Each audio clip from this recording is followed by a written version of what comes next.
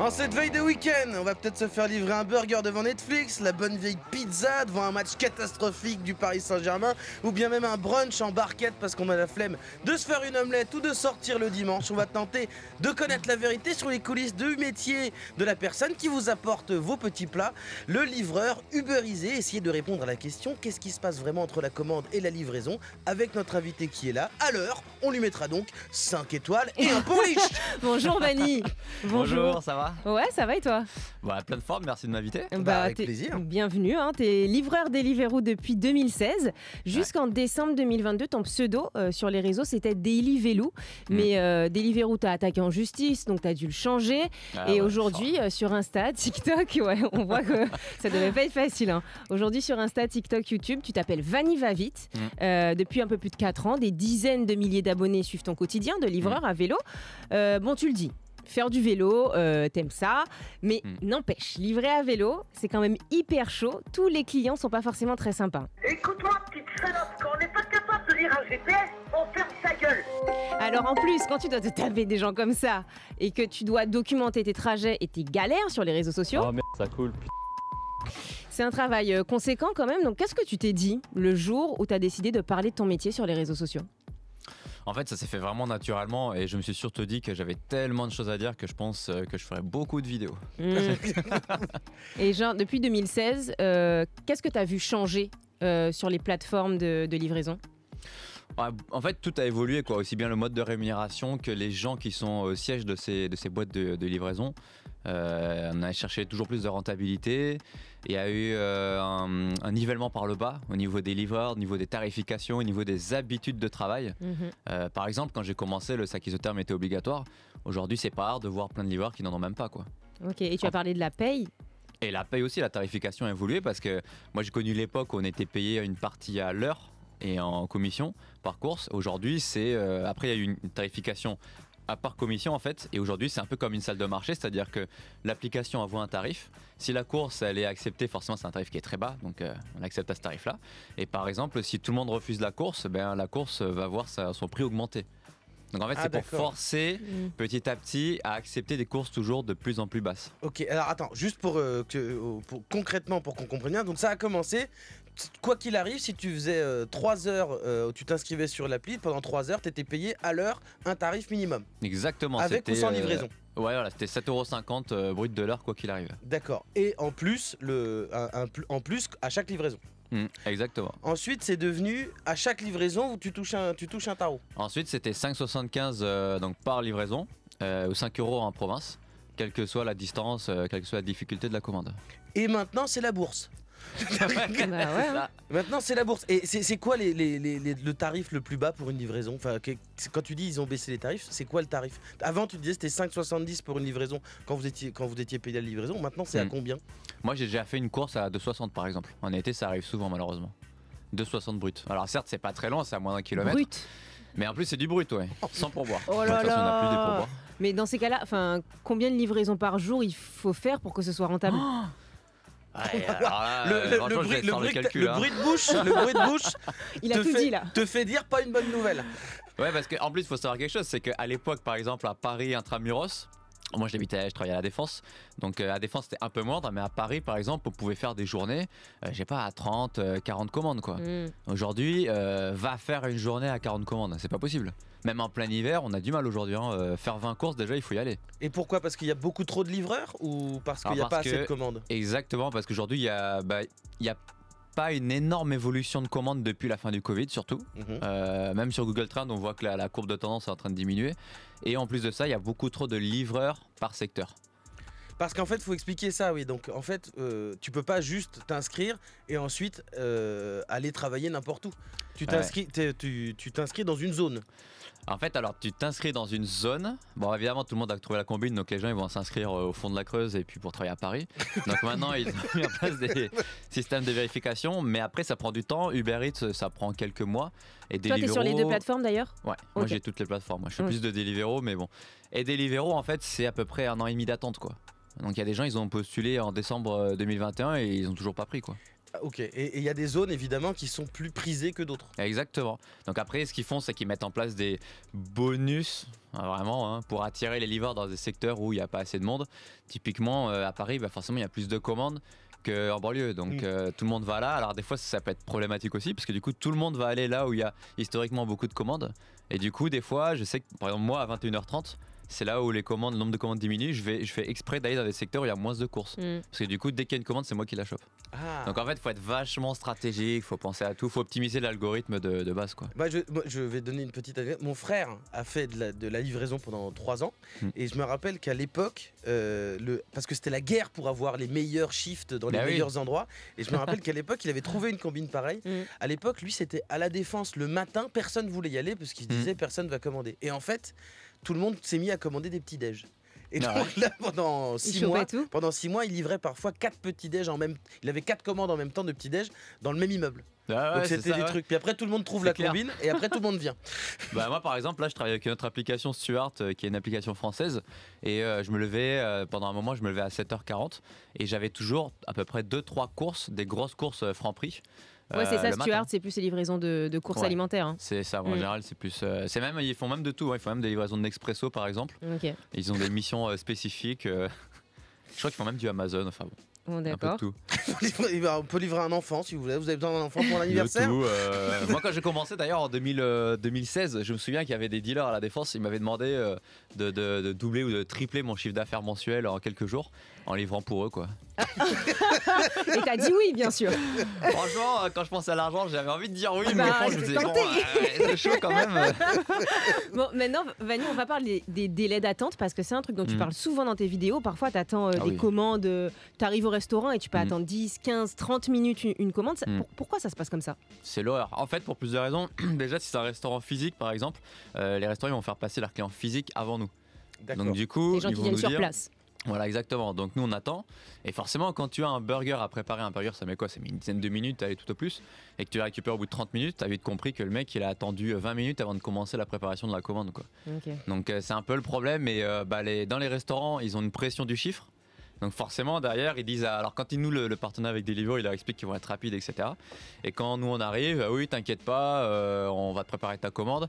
Et alors ce qui est pervers en plus, c'est que comme il y a beaucoup de livreurs qui sont sans papier, les gens ils profitent de cette situation là. Parce qu'ils se disent, lui il est sans papier, qu'est-ce que tu veux qu'il dise, il va pas se plaindre. Ah ouais. Donc il y a des gens qui jouent aussi dessus, beaucoup de restaurateurs. Alors que les restaurants, il faut savoir que Deliveroo et Uber Eats leur prennent 35% de leur chiffre d'affaires. Mais c'est pour ça qu'ils augmentent leur prix de 35% en fait. Enfin, ils récupèrent la marge. Donc eux, au final, ils sont gagnants à tous les coups. Et nous, par contre, les livreurs, quand on perd 40 minutes, de toute façon, c'est pas compliqué. Perdre 10 minutes, 10-15 minutes par commande, ça arrive assez souvent.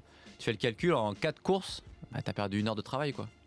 C'est énorme. Mais après, en même temps, c'est-à-dire que c'est pas pour défendre les restaurateurs, mais tu te dis, c'est-à-dire que quand tu as une entreprise qui dit on va vous faire des livraisons, on va vous prendre 35% du prix. C'est énorme. C'est-à-dire que tu te dis, bah oui, mais si mon plat, moi j'ai calculé, c'est-à-dire que si je perds de l'argent pour le faire livrer, ça sert pas à grand-chose, donc les prix augmentent. Et tu as vu une augmentation des. Enfin, toi, t'es peut-être pas forcément au courant des prix, mais tu as vu Deliveroo ne vérifie pas que les prix soient trop chers. Et avec les restaurateurs? En fait, ils le voient, mais tu sais, à l'époque, ils le voyaient visuellement parce qu'il y avait vraiment des gens qui étaient responsables de tel ou tel restaurant, qui les connaissaient physiquement. Aujourd'hui, je pense que tout est automatisé, plus ou moins. Donc je pense qu'ils le savent, mais bon, tu vois, aujourd'hui, rien que le kebab, là, il y a un kebab à la Défense, c'est 10 € le menu, tu vois. Ils le font livrer à 15 € ou je sais pas combien. Tout le monde le sait, mais bon, c'est comme ça, quoi. Et alors... Les restaurants, dernière chose aussi, c'est qu'ils ont une tablette et sur la tablette, ils peuvent actualiser le délai sur Uber Eats. Et chez Deliveroo, en fait, ils peuvent se passer en mode occupé. Le mode occupé, ça veut dire qu'ils vont appeler un livreur non pas par exemple au bout de 5 minutes, mais au bout de 20 minutes. Mais bon, évidemment, après sur l'application, le client il va voir, tiens, je vais me faire livrer dans 1 heure au lieu de 20 minutes. Il va pas commander dans ce restaurant-là. Donc en fait, personne ne le fait, personne n'utilise ces options. C'est toujours le livreur qui paye, quoi, de toute façon. Tout à l'heure, tu parlais de Nespresso, des gens qui se font livrer du café Nespresso chez eux. T'as déjà dû livrer des commandes que t'as trouvées abusées? Ouais, à l'époque où il n'y avait pas les abonnements en fait, donc il y avait vraiment des frais de livraison fixes. Oui, j'ai déjà livré des trucs, une canette, une sauce, une frite. Une sauce. Et en plus, Alors, c'était tu pas dis, forcément des gens qui étaient en situation de handicap ou non, Ah c'était des. Ouais, c'est ça, c'est des gens qui sont tranquilles. Le pire, c'est quoi? C'est quand tu vas livrer un petit accessoire, on va dire, d'un menu. La personne habite en face et je me suis dit bon c'est une commande, je sais pas, on a oublié ça dans sa commande précédente et des fois je pose des questions et il me dit non, moi c'est ma première commande.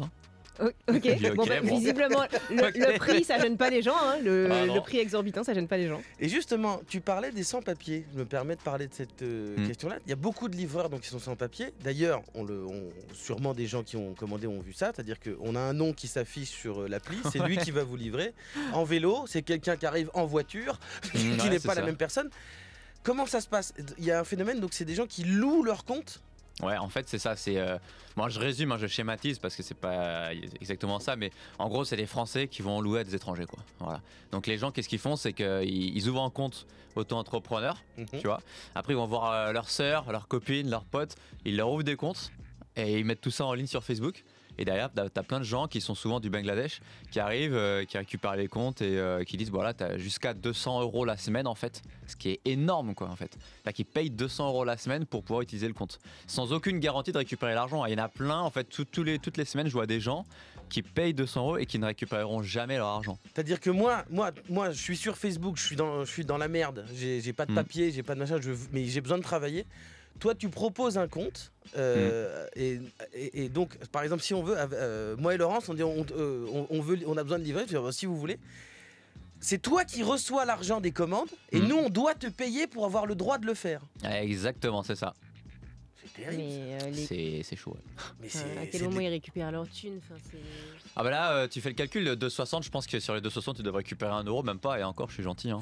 Parce que, donc tu comprends, alors après ce qu'ils font les gens, c'est comme dans Taxi, hein, tu vois, Ouais. c'est-à-dire que l'histoire des Coréens, c'est qu'en fait ils se mettent à 2 ou 3 sur le compte quoi. Ok. Parce Mais- que bon, travailler, moi je l'ai fait, 13 heures par jour, 7 jours sur 7, c'est au bout d'un an, 2 ans, tu commences à être fatigué. Mais là les gars, ouais, ils travaillent vraiment du matin jusqu'à 2-3 heures du matin quoi. Et ils se mettent à 2 sur le compte, ils enchaînent. Et là, tu as d'autres techniques aussi, comme tout est fait à distance pour optimiser. Qu'est-ce qu'ils font? C'est que tu as des petits malins qui modifient en fait des faux documents, qui créent des faux comptes, ils inventent des identités. Donc ça passe et au bout de 6 mois, tu dois envoyer un document de l'URSSAF pour prouver que tu payes tes cotisations sociales. Donc en fait, ils font croire aux gens que ce sont des vrais comptes alors que ce ne sont pas des vrais comptes. Et au bout de 6 mois, le compte il disparaît quoi. Mais c'est de Et là, ils arrivent à en créer à la chaîne. Mais c'est de l'exploitation humaine.